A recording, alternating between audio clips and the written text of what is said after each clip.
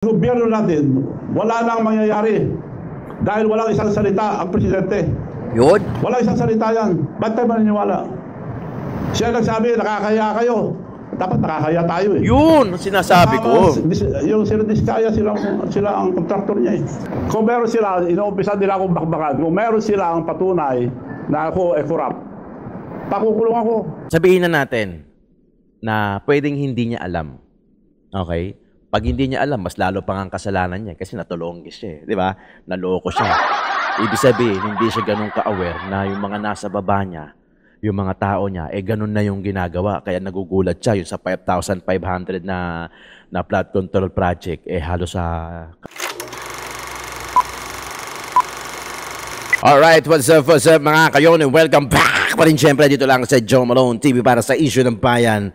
Ating pag-usapan, Hit It Music.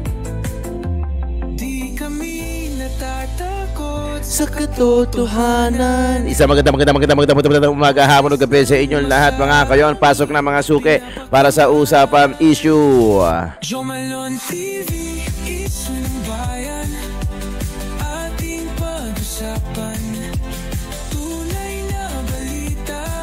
Walang kinakampihan. Sumasalamin sa katotohanan lamang.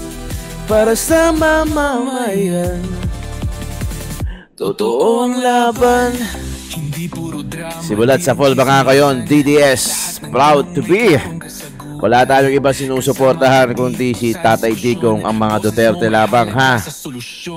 Laging alerto, mapagmatsyag, truth ang hanap, di kami natitinag. Walang palusot, walang dayaan, tunay ang serbisyo. Diretsyong usapan. Joe Malone TV, issue ng bayan. Ating pag-usapan, tunay na balita. Walang kinakampihan, sumasalamin sa katotohanan lamang. Para sa mamamayan. Totoo ang laban. Walang kulay, walang kampi. Balita, talakayan, katotohanan. Para sa bayan. Alright, mega love shoutout muna natin lahat ng mga members natin dito sa Joe Malone TV. Siyempre walang iba kundi si JU Production, si Ma'am Lorna Tavera, Cesar Puno, Sir Larry, Florina Dacumos, Paulos Lutong Bahay, Ma'am Lorna, Danny Ubaldo, pati na rin si Manik Sangko. Maraming salamat po sa pagtangkilik. Meron po tayong join membership button dyan at meron din po tayong subscribe button dyan. Paki-double check naman mga kayon kung nakasubscribe na kayo. Kung hindi pa naman, paki-subscribe na lang. Lalo na doon sa mga nakakanood nito, yung mga inaabot ng video natin, paki-subscribe na lang po. Wala pong bayad dyan. Nakasuporta po pa kayo. At yan na lang po yung talagang maitutulong nyo sa akin, sa mga political vlogger na tulad namin. Maraming salamat po. At higit sa lahat, syempre yung mga viewers natin, OFW, pati lang dito sa Pilipinas, yung mga nagpapa-shoutout dyan. Maraming salamat. Hindi ko man kayo ma-shoutout lahat, pero mahal kayo ng Joe Malone TV. At sabay-sabay tayong pag-usapan, umasa na kahit katiting na lang, no? Na meron pang pag-asa ang Pilipinas, not unless uupo ang mga Duterte ulit. Yan, dyan magkakaroon talaga ng linaw at pag-asa. Pero sa current administrasyon ngayon, Diyos ko po, Santissima, kung nag-resign si Speaker dahil ang daming mga allegedly na anomalous dahil sa under his watch, sana dapat mag-resign din si BBM. Diba? Kasi dahil maraming anomalya at napatunayan lang niya na natulonggas siya ng mga kaibigan niya. Kung kaibigan niya mang maituturing niyang mga yan, o hindi natulonggas ka, di ba? Anong sinabi mo? Walang ginawa. Wala, kahit isa, walang ginawa. Tapos sinabi mo pa, mahiya naman kayo. Mali no? Dapat ang sinabi mo, mahiya na naman tayo. Oh, tayo. Kasi under mo yan Di ba? Mga tao mo yan. Hindi mo napili. Di ba? Maigi kung sino yung mga ilalagay mo doon sa kanilang mga posisyon. Nakapaglagay ka ng butiki, wala na, lumaki na. Ngayon, naging buwaya na. Amphibian pa yan, puta yan. Pwede sa tubig, pwede sa pwede sa reptile, pwede sa sa lupa. Di ba? Yan sinasabi natin. O ngayon, nanloko ka, mahiya naman kayo. Mahiya tayo. Nakakahiya na naman ang Pilipinas. Pinag-uusapan lang naman tayo ng mga kapitbahay natin. Oh, 'di ba yung South Korea, pinospone yung dapat napapautang sa atin dahil baka mauwi daw sa corruption. Totoo naman. Oh, buti na lang din ganun yung nangyari. Kasi yung uutangin na yun, tayo magbabayad pero hindi tayo yung makikinabang. Kaya mabuti na lang doon sa South Korea na presidente na buti na lang hindi nyo na ituloy. Na-save kahit papano yung kahihiyan, di ba? Saka yung mapuputayan sa kanilang bulsa eh. Kakarampot lang yung mapupunta sa mga kapwa Pilipino ko dyan, di ba? Malamang yan. Sa kanilang mga bulsa yan. Buti na lang, hindi nyo napautang, nakahalata kayo. O, di ba? Nakakatuwa, di ba? Nakakahiya na naman ng Pilipinas. Pahigop nga, putya, gusto kong nervyusin eh. Oh, na-shoutout na natin mga kayon. Stop na natin yung curse. Na yung crab, yung ano naman to eh. Real talk to.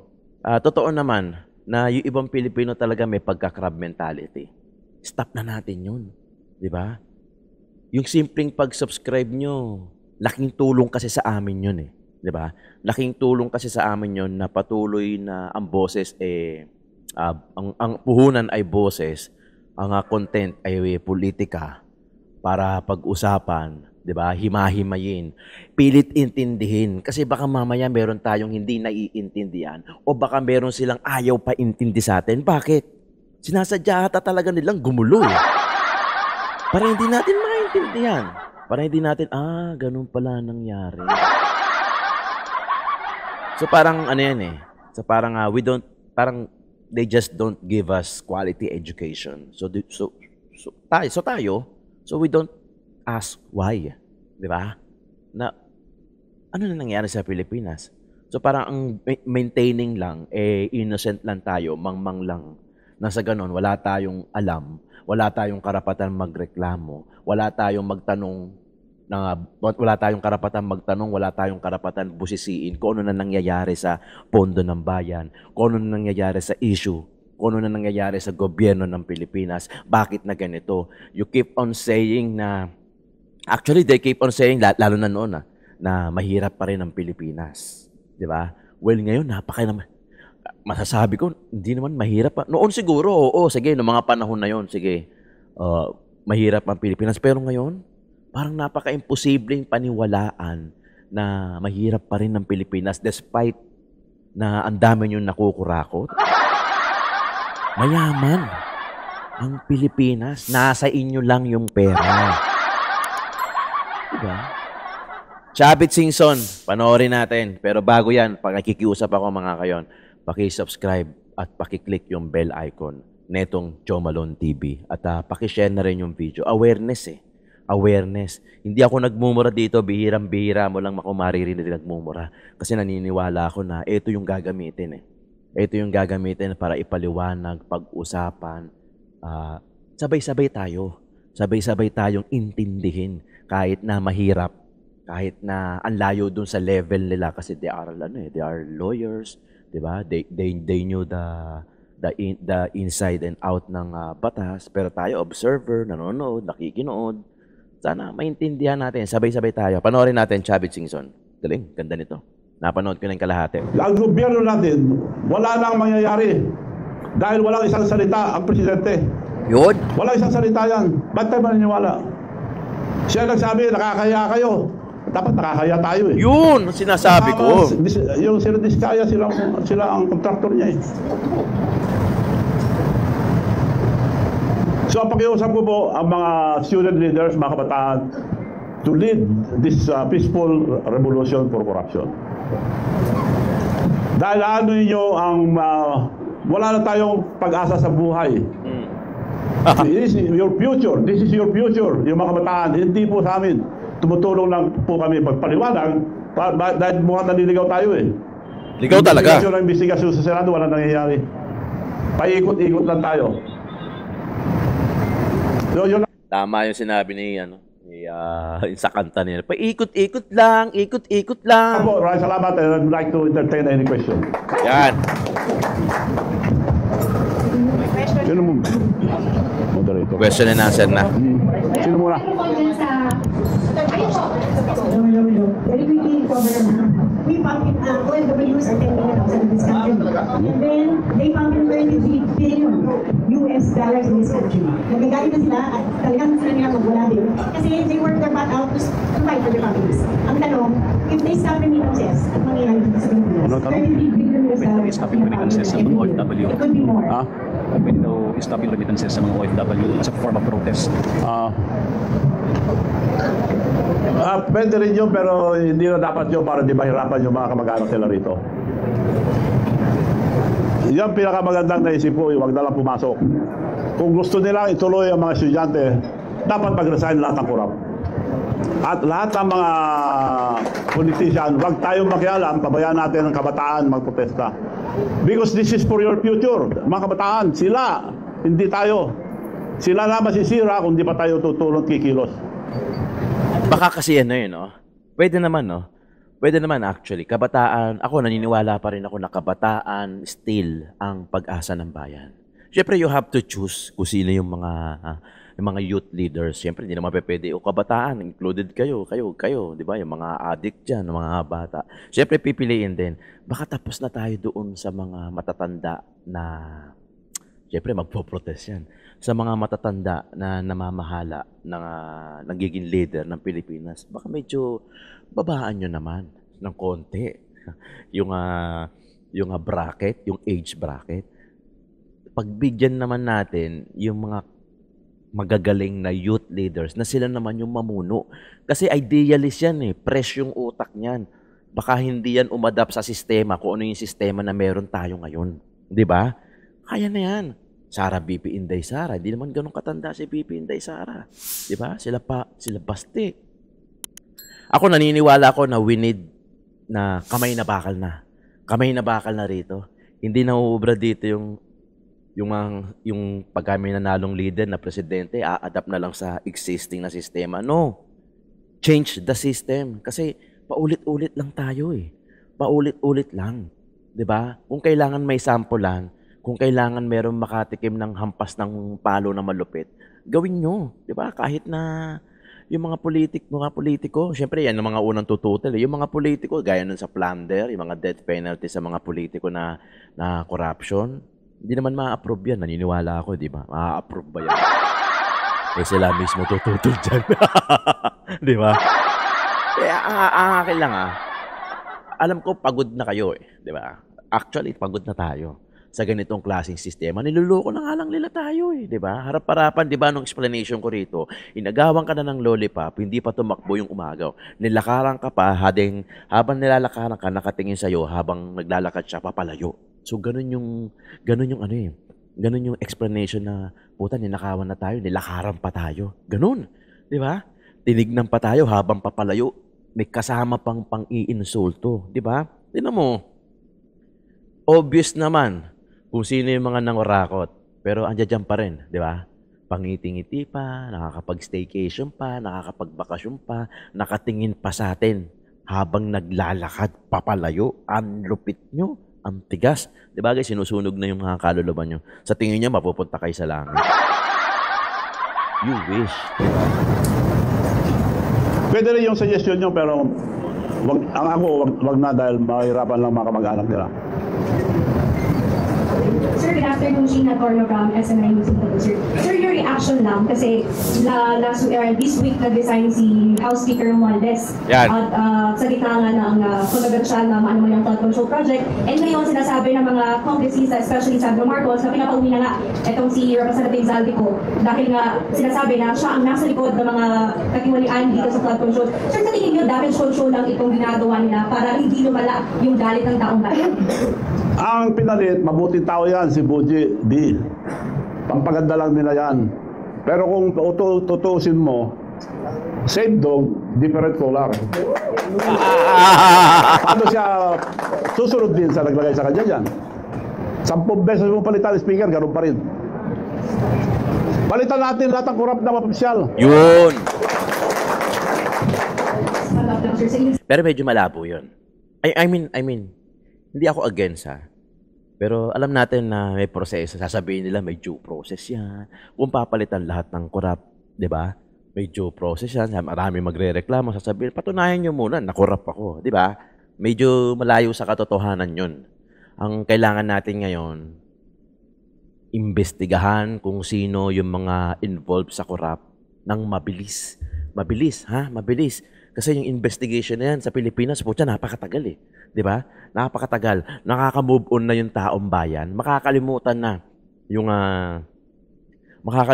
yung issue, yung mga taong involved, pero hindi pa rin nakakasuhan. Sana mabilis, di ba? Alam ko naman eh, baka sabihin kasi sa atin, batuin tayo, hindi nyo naman alam ang batas eh. Bakit kayo nagmamadali? Oo, hindi naman talaga namin alam. Hindi naman kami lawyers, hindi naman kami attorney, hindi naman kami nag-aaral tungkol sa batas. Pero baka naman pwede, pakibilisan yung hatol. Hindi yung parang antagal. Tapos makakalimutan na, makaka-move on na yung taong bayan. Yung hatol, hindi pa nakakaano. Dapat maramdaman din kagad. useless yung ginagawang pagdinig, especially po sa Kamara. Useless. Huwag na tayo maglukuhan. Paikot-ikot lang po tayo. Thanks so very much. Thank you, Dominican. Pati lang daw muna po, Eddie. Anyway, parang po po, kausap po si Mayor Magalit ng Naga.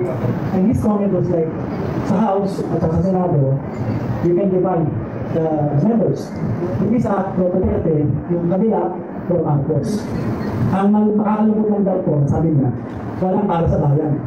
Para di Duterte, para di Marcos, walang para sa bayan. Ano reaction niyo sa comment ni Mayor Magalit? Ano yun? Paano? Bakit wala daw para sa bayan ng tao? Parang it's either pro Duterte ka or pro Marcos. Meron bang nasa gitna? Meron bang para sa bayan? Well, this is the time to cross party line.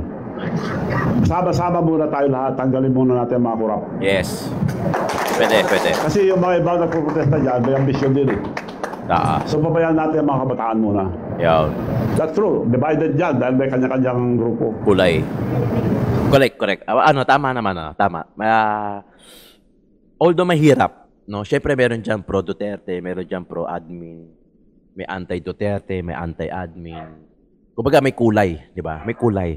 Sana sa panahon nito, kahit this ones lang, na regardless of what color you are wearing, sana this time para sa bayan muna. Di ba? Eliminate muna natin yung mga corrupt. Although it is impossible na ma-eliminate lahat. May matitira at may matitira talaga. Alam mo sa Bible, kumupit ka ng 100 pesos at kumupit ka ng 100 billion. They are the same eh. Parehas lang yan. Hindi naman pwede sasabihin mo kay God balang araw, boss. 100 lang naman yung kinupit ko. Yun nga 100 billion eh. Walang ganun. They are the same. Diba? Kaya nga lahat tayo rito sa mundong ibabaw, makasalanan na. Kasi same lang yung level eh. 100 pesos, 100 million, 100 billion, 100,000, 100, 1,000. Parehas lang yun na kinupit mo. Diba? Parehas lang yun na kinupit mo. They are the same level of, hindi mo pwedeng sabihin, boss, baka naman pwede makapasok dyan sa gate. 100 lang naman eh. Yung politiko nga nakilala ko eh. 100 billion yung kinuha. Syempre hindi ganun. Di ba? Hindi ganun. Lahat tayo makasalanan na, sa totoo lang. Kaya nga, kung gusto mo ma-save, you have to follow Jesus eh. Di ba? Kung gusto mo ma-save, you have to follow Jesus. Yun yung parang pinaka-way ngayong dahil lahat tayo makasalanan na. Anyway, imposible na, di ba? Imposible na ma-eliminate lahat ng corruption. Sabi nga ni Tatay Digong hindi mo may eliminate yan. Pwede malesen, mabawasan.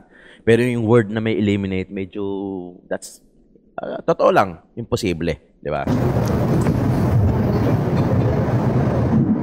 Hi, Madam Chavi. Good afternoon po. Ang question ko po, ay Janice Nabila po from Bulgar. Ang question ko po, yung sinabi niyo earlier na walang isang salita ang ating Pangulo. Pwede po bang malaman kung saan po yung pinaghuhutan niyo ng statement po muna yan? Sample? Saan po nanggagaling yung statement niyo na walang isang salita ang ating Pangulo? Ang tanong kung saan daw nanggagaling yung sinabi ni Chavit Singson na walang isang salita yung Pangulo. Impeachment, sabi niya. Pumirma yung anak niya una ng impeachment. Madalian niyo yung impeachment. Presidente siya, dapat sinusunod ang mga Lower house. Puro tao nila eh. Majority. Ganun ba isang salita? Nakakaya kayo. Sila lang may diferensya sa probinsya niya eh. Sinong kausap yung mga contractor doon? Sino mga official doon? Ang mayor dati doon, si Mayor, yung pinsan nila, Michael Kion. Tinanggal nila. Nung una, pinalabanan nila, mabuti nanalo. Pinalabanan ulit nila ng kontraktor. Ngayon, yung nakaupong mayor ngayon sa Lawag, sila ang kontraktor. May picture sila, tinataas pa ni BBM sa si Sandro yung kontraktor nila, bagong mayor. Ito, galing sa Rappler to, hindi galing sa akin. Nakataas ang kamay yung kontraktor nila. Ibig nyo sabihin, yung kontraktor lang kikita dyan, sila naglagay. At sabi sa akin yung pinsambu niya, Michael Kion, former mayor. Noong ikampanya ko si Marcos sa BBM, Manong, you know the Marcoses, they will just use you. Hindi ako makadiwala doon, totoo pala. Kako nga, may Alzheimer pala eh. Nakasimutan lang kami. So, mismo pinsan niya nagsabi, they will just use you, nagpapagod ka raw, sabi sa akin. Totoo ka. Sumama ako dahil maganda yung plataforma. Pagkakaisa, kailangan sama-sama tayo lahat sa kaunlaran. Ano nangyayari ngayon? Nasaan yung pagsasama? Away ka agad. Ibig sabihin po ba, nung panawagan nyo na bumaba ang mga grab, ay kasama po ang ating Pangulo? Ikaw nagsabi.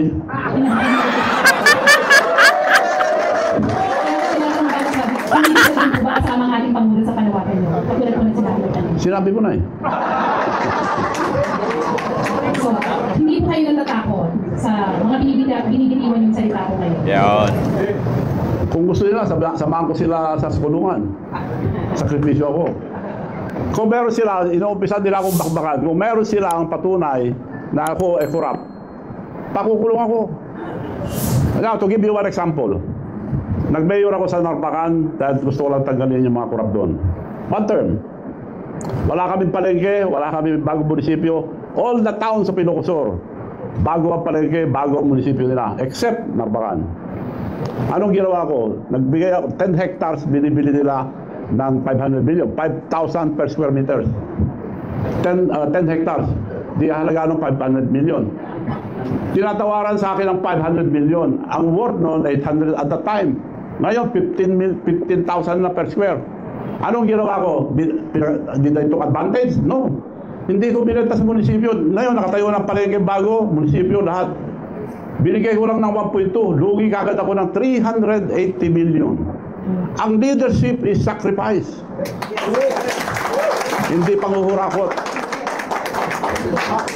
Ito in addition lang kahit sino sa atin, kahit sino, vlogger ka man, political vlogger ka man, social content creator ka man, social media influencer ka man, pag alam mong tama, ipaglaban mo.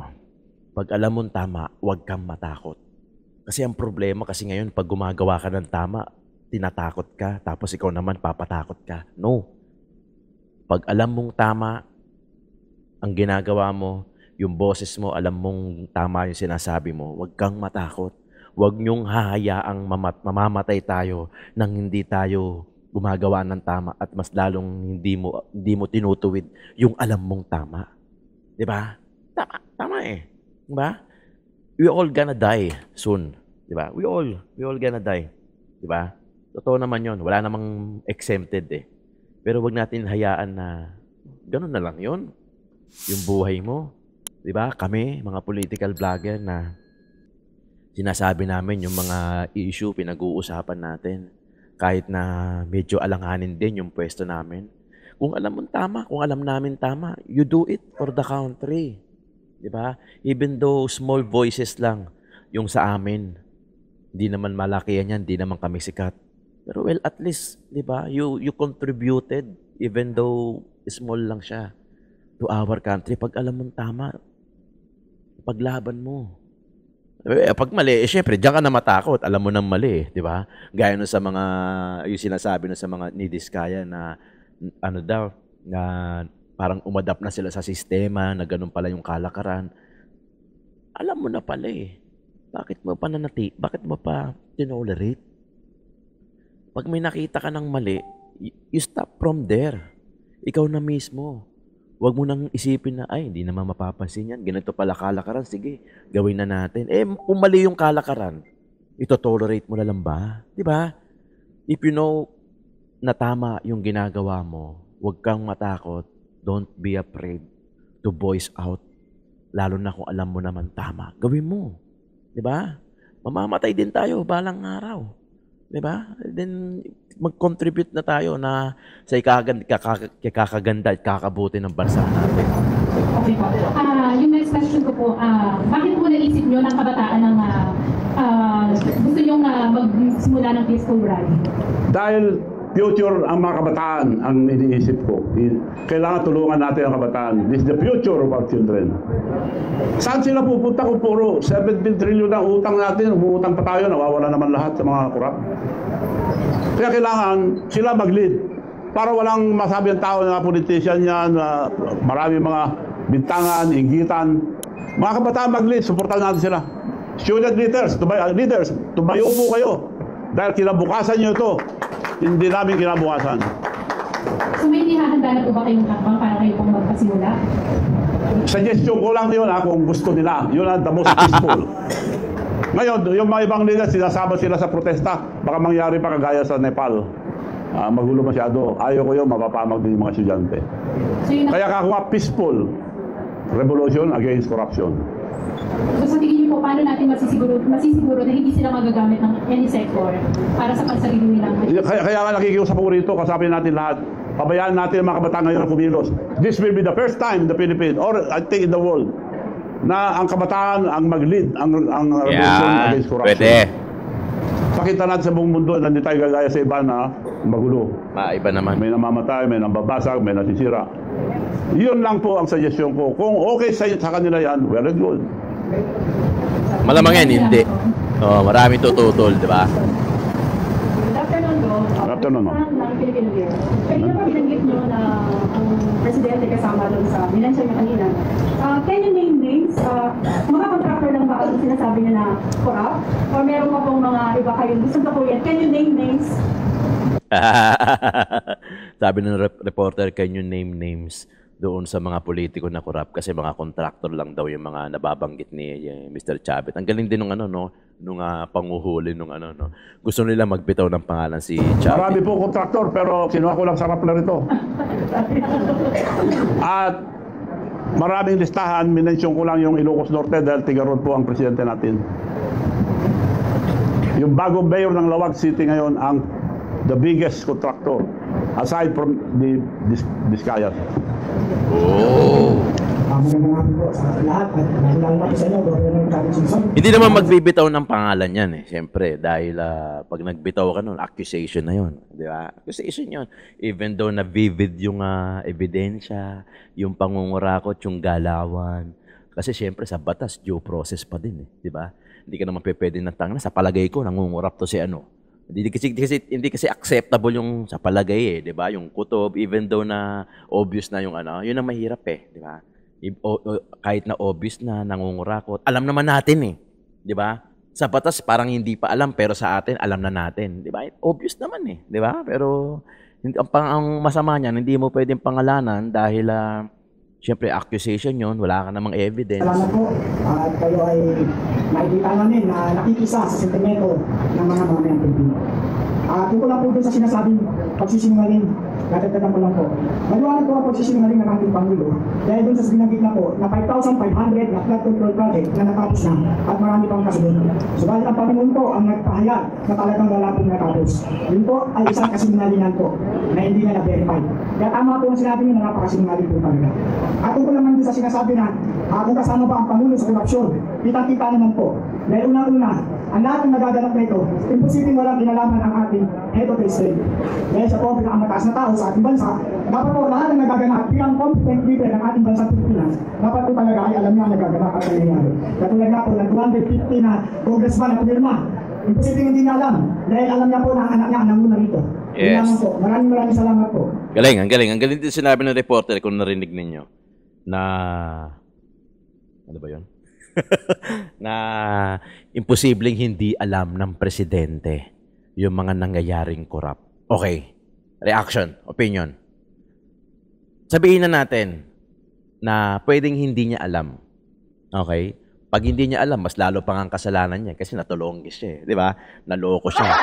Ibig sabihin, hindi siya ganun ka-aware na yung mga nasa baba niya, yung mga tao niya, ganun na yung ginagawa. Kaya nagugulat siya yung sa 5,500 na flood control project, halos sa karamihan ata doon walang nagawa. Yung pagpirma ng impeachment na nauna pa yung anak niya na si Sandro, imposibleng hindi niya alam.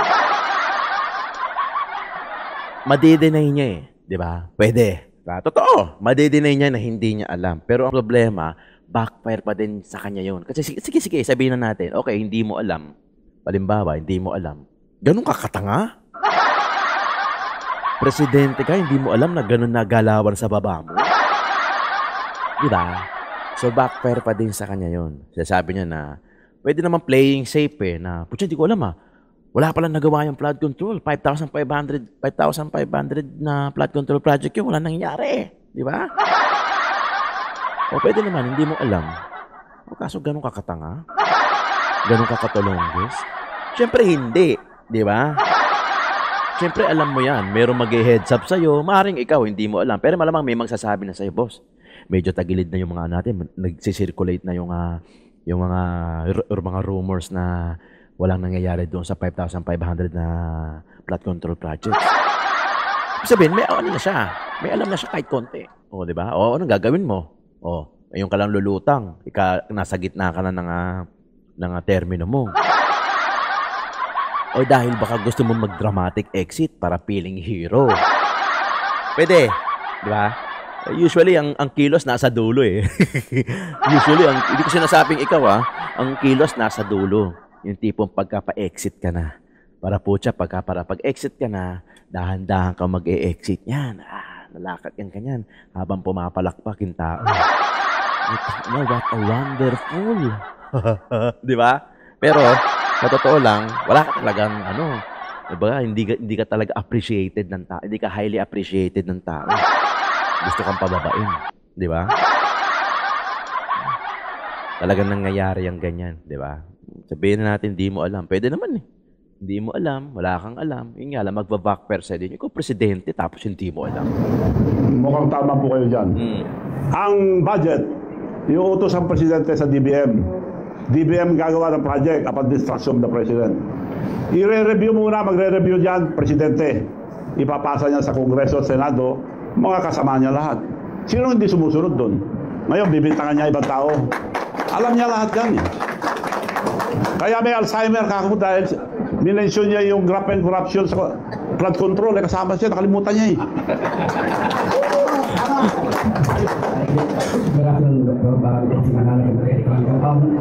May nakausap na po ba kayong mga student leaders or student organizations to spearhead this youth-led movement?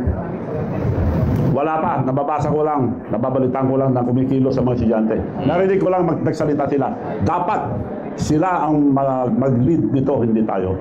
And how do you envision this youth-led movement? Kung sakasakaling may tumugon sa tanawagan ng inyo na pamunahan ng kabataan, ng revolusyon sa pamalitan ng pagpagalaw sa mga eskwelahan, paano niyo po nakikitang ma-execute ng mga kabataan? Well, future nila ito So, yun ang future nila. So, sila bahala. Kung ayaw nila, sila maapektuhan. Kung kung hindi hinto itong korupsyon, sila apektado. Wala silang kinabukasan. Kaya dapat sila ang kumilos mismo para hindi mabahiran ng mga politika. So yung pong boycott ng mga estudyante sa eskwela, paglaro sa eskwelahan nila, sa paaralan should be continuous habang hindi kawawa yung mga corrupt sa pamahalaan. Suggestion ko lang yun para peaceful. Diba? Parang pwede naman na is it credible pa rin ba na yung sinasabi ni Jose Rizal, sigat na ang kabataan ng pag-asa ng bayan? When yung ibang mga kabataan na parang nakikita natin na wala ng pag-asa, it's still, meron pa din naman na mga youth leaders na talagang gaya ni Keiko Barsaga, batang-bata, Vico Soto, di ba? Batang-bata. Baka it's about time na din naman na na yung mga youth leaders naman ang mamuno. Kasi sawang-sawa na tayo sa matatanda. May point din may sinasabi ni Chavit eh, na kasi sa future nila to. Yung mga matatanda, pag-graduate na yan sa buhay nila eh. Kaya kahit anong gawin nila, soon enough, may gagraduate na yan. Di ba? Pag graduate na, wala na. Pero yung mga kabataan, meron pang pag-asa, pwede. May mga lang, iba dyan, syempre, hindi pa enough yung experience. Pero at least, sariwa. Diba? Fresh ideas. Sana, fresh ideas, fresh na system, hindi gaya na puro adapt na lang na adapt sa sistema. O kaya nilalamon na lang ng existing na sistema. Gaya na nangyayari ngayon. Sobra naman na eh. Masyado naman na tayong pinag-uusapan. Balagong na nga tayo sa mga topic sa ibang bansa eh, na ganito, ganyan, ang Pilipinas. Masyadong bumababa na naman. Regardless kung ano yung mga atleta natin na ginagawa nila para iangat ang pangalan ng bansa. And still, yung gobyerno o yung mga ilang politiko natin, panay naman ng hila pababa. So, nagtatag of war sila. Di ba? Mga kayon, maraming salamat sa usapan natin for this morning, September 20, araw ng Sabado. Maraming salamat. Mamaya, meron ulit tayo yung kay Toby Chanko, nakita ko eh. Magandang isingit din yun sa mga usapan natin. Isyu ng bayan, ating pag-usapan.